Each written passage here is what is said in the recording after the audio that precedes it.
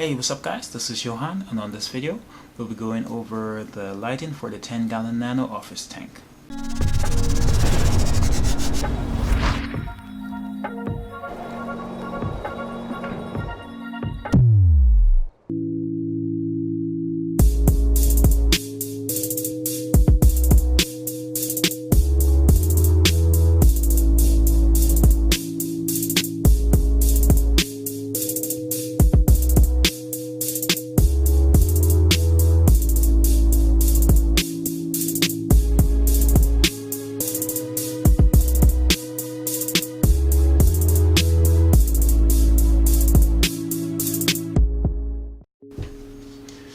Alright guys, so for the most part the 10-gallon nano is lit by a DIY light that I put together. It was originally built for the 75-gallon nano. I started off with this metal housing that you guys can see. I'll link a card to the older videos that I did if you guys never saw all my DIY builds I have done in the past.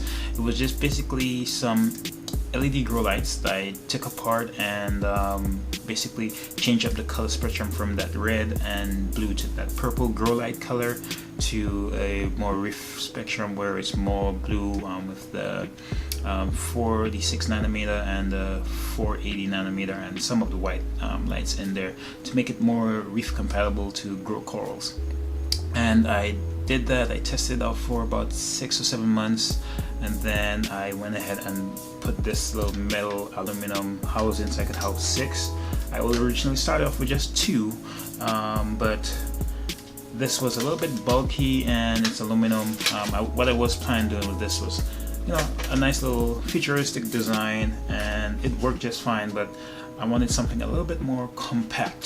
So what I did, I started to look over all the different lights that's on the market, and one that came to mind was the Ecotech Radeon XR4 Pros, or Ecotech Radeon lights.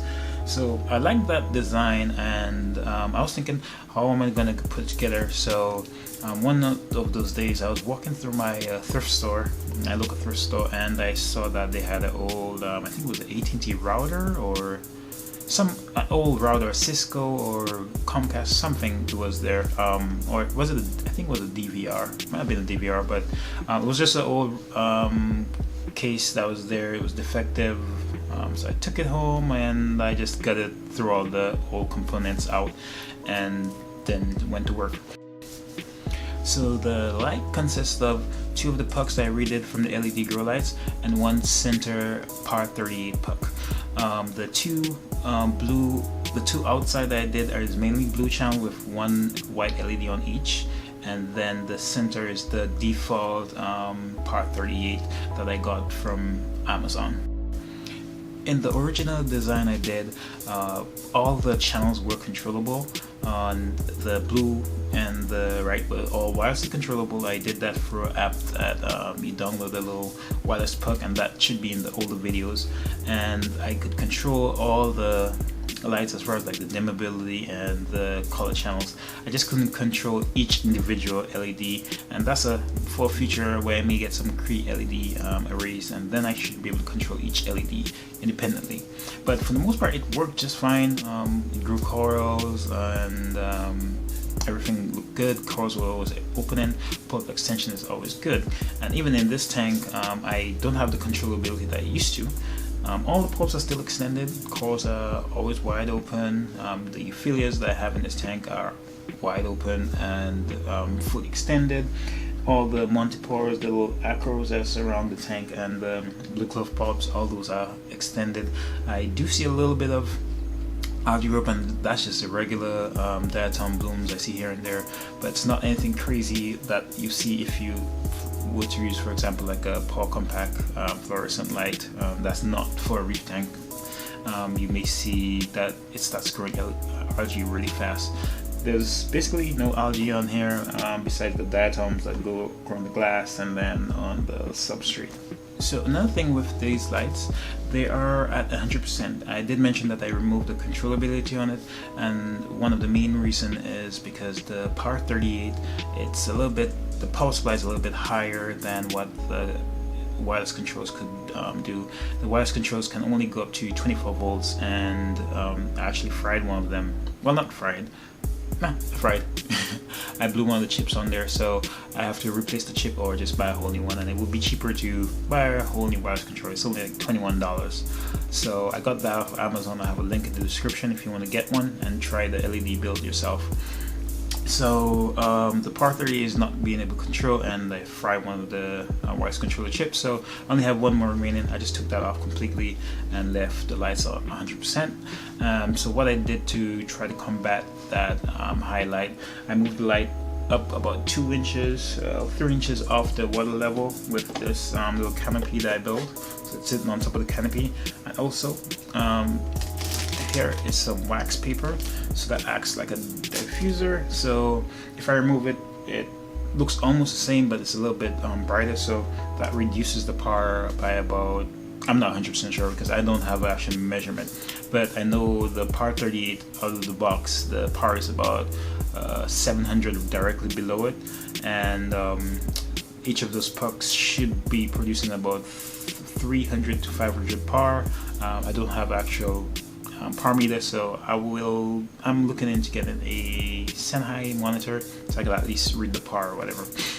So one of the main reasons I found out that the power is a little bit too high, I put a coral, a monitor right on the top right there, and I just put it there just for observation and to practice to see what's too high and what's too low. And this is a multi-power frag that I broke off, and it's been doing okay up until I turn the white lights on. When the white lights that's on the Power 38, when that comes on, it started to bleach. So once I put that little wax paper diffuser on, the color started to come back. So the power was still there, but the color got more and more light. So it's a bright orange, and now it's a little bit of that light dull orange color. So one of the things that I've seen once I use that wax paper on this light is it removes that blending, or it helps the light blend a little better. So that disco ball effect you see in the sandbed, where you have all the different lights scattered and you see it in different places, the wax paper actually allows the light to blend a little better so that you don't get that disco ball effect. You still get the shimmer that you would from any LED light, but you don't get that little disco effect.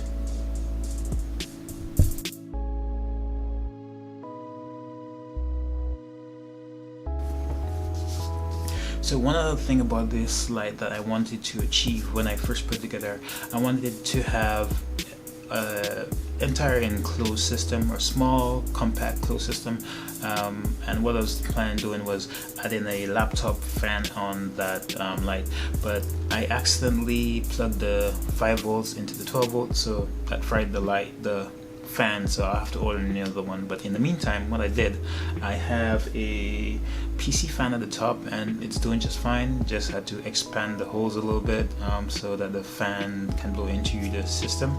And I do have 3 lights on there. It's like unlike the part that Radeon Pros that has 2 pucks, but those are controllable and high output LEDs. So I am able to just put the fan on top and cool the entire system. Works just fine. I just would wish that I could have an internal fan so it just looks like one entire system. So that was a quick little overview of the actual light that's lighting the 10-gallon Nano. So let's go ahead and do a quick little time lapse of what I did as far as putting the lights together. It's basically me drilling some holes and arranging some of the LED pucks and the lenses for the LEDs to make sure that they line up good, and then me putting that together back and forth, a few of the different soldering and stuff. So let's get into that, and then we'll come back and then I'll give you guys my actual overview of me using it so far.